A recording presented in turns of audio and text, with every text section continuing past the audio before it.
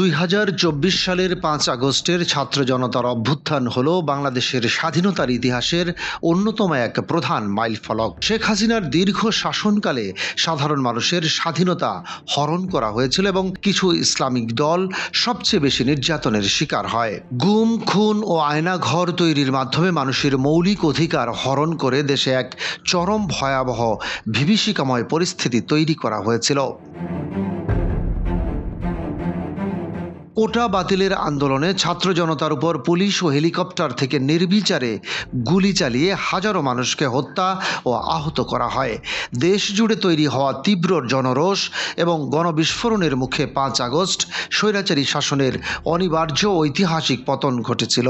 BBC, Reuters, Al Jazeera ও the গার্ডিয়ানের মতো বিশ্বখ্যাত সংবাদ মাধ্যমগুলোতে শেখ হাসিনার পদত্যাগ ও দেশত্যাগের খবর প্রচারিত হয়। 1971 সালে স্বাধীনতা এলেও জনগণ স্বৈরাচারী ও তোষণমূলক রাজনীতির কারণে তার প্রকৃত সুফল লাভ করতে পুরোপুরি ব্যর্থ হয়েছিল।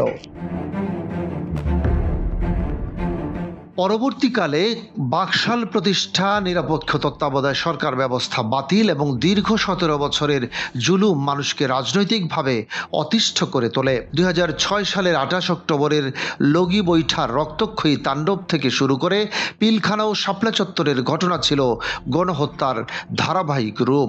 1,500-এর বেশি শহীদ এবং প্রায় 1.5 লক্ষ মানুষের আত্মত্যাগের বিনিময়ে দেশ অবশেষে অর্জন করে তার ঐতিহাসিক বাক স্বাধীনতা। 1975 সালের 7 নভেম্বরের সিপাহী জনতার বিপ্লব এবং 2024 সালের 5 আগস্টের গণ অভ্যুত্থান একই আধিপত্যবাদ বিরোধী চেতনার বহিঃপ্রকাশ। বিশ্বজুড়ে প্রশংসিত শান্তিতে নোবেলজয়ী ডক্টর মোহাম্মদ ইউনূসের নেতৃত্বে গঠিত অন্তর্বর্তী সরকার দেশ পুনর্গঠনের কাজে হাত দিয়েছিল। নতুন অন্তর্বর্তী সরকারের মূল লক্ষ্য ছিল বিচার বিভাগ, প্রশাসন ও নির্বাচন ব্যবস্থার প্রয়োজনীয় সংস্কার সম্পন্ন করে সুষ্ঠু নির্বাচন দেওয়া। ইসলাম ধর্মে জালেমের পরিণতি সম্পর্কে স্পষ্টভাবে বলা হয়েছে যে মহান আল্লাহ অন্যায়ের শাস্তি নিশ্চিত করেন এবং অত্যাচারীকে ছাড় দেন না। বিভেদ ভুলে সীসাঢালা প্রাচীর মতো জাতীয় ঐক্য বজায় রাখলেই কেবল অর্জিত এই দ্বিতীয় স্বাধীনতার সুফল পুরোপুরি রক্ষা করা সম্ভব হবে। ডেস্ক রিপোর্ট, বাংলাবাজার পত্রিকা।